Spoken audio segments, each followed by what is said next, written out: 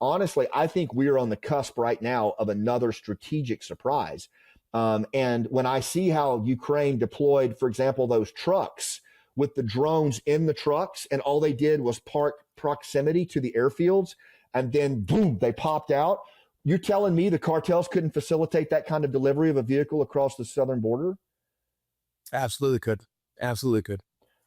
So then the question becomes, okay, then the only question really remains is, would anybody be willing to pull that trigger and risk the kind of response it would engender from the United States if we had our own October 7th?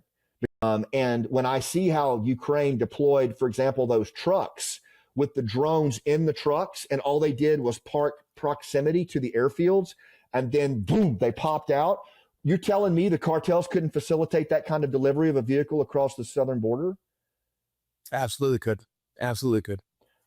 So then the question becomes, okay, then the only question really remains is, would anybody be willing to pull that trigger and risk the kind of response it would engender from the United States if we had our own October 7th?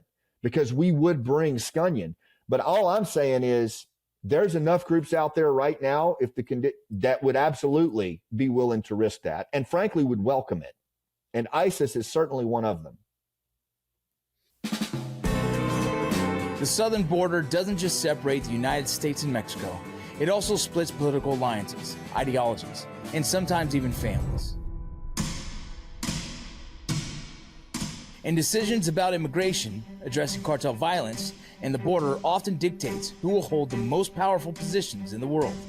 But what if there was a resource that could cut through the background noise and give perspective from the front lines of the border crisis? I am Vince Vargas, former Army Ranger and Borstar operator, and the host of Ironclad's original podcast, Borderland. I am also the author of a groundbreaking book called Borderland that reveals the untold story of America's first line of defense and special operations of the United States Border Patrol. In the book, I give an inside look at the U.S.-Mexico border through events and life-changing experiences that I took part in during my years of service. I break down the distinct difference between border security and immigration policy through real-world scenarios and insights only available from the front lines. My goal is to counter misconceptions and misinformation about the highly volatile stretch of North America that connects the U.S. and Mexico.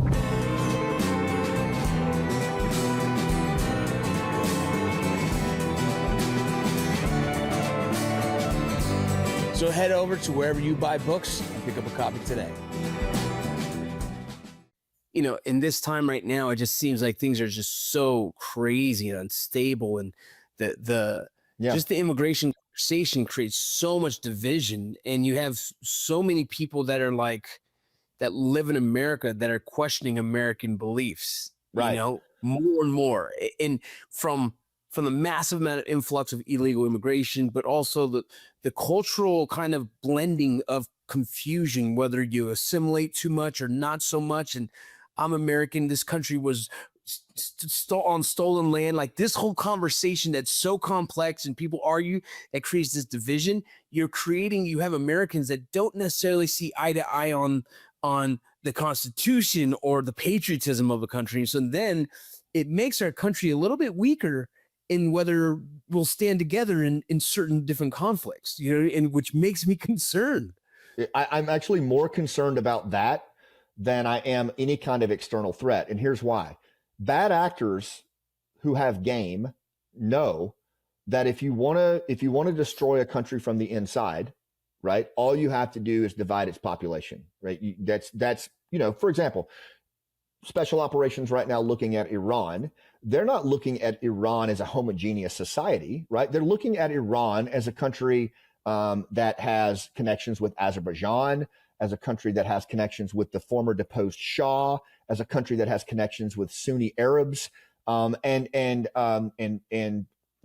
connections with Hazaras in the Western Afghanistan. There are all of these different levers that could be pulled, right, to mobilize from the bottom up certain populations against other populations or against the mullahs. I mean, this is pretty much true in most countries. But what has always kind of kept America together most social scientists would tell you is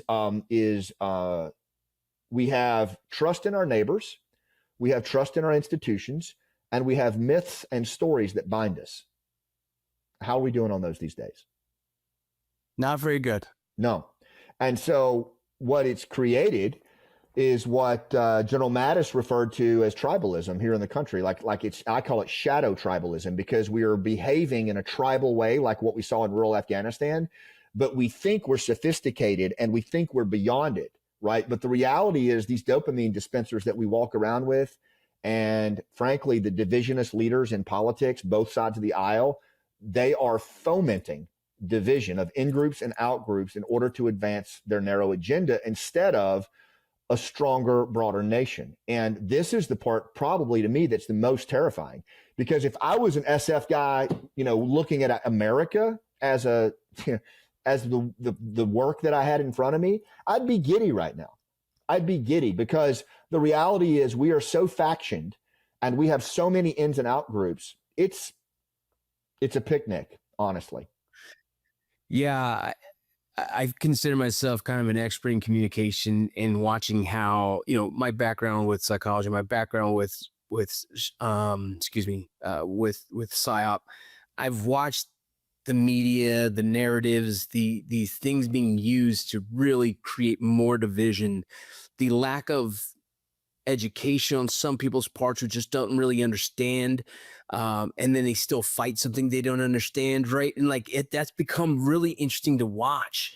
And I think the most interesting for me is the fact that a lot of the conflict on these borders are between Hispanic Americans or with roots to Mexico or other South American countries, which makes it a very challenging topic for them internally with their families, externally with their friends. And it becomes this very oh man, and our society in America is a very heavy Hispanic population. And when you start getting that community, not just confused, but angry, man, you start really ruffling feathers of a major part of America.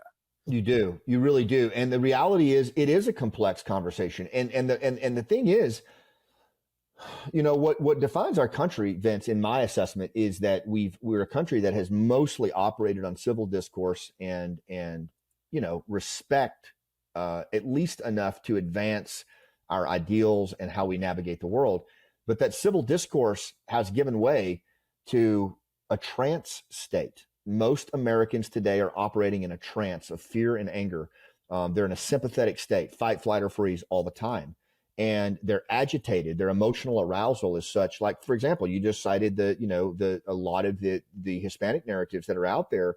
They're very real, right? And they're very local narratives, and they run deep.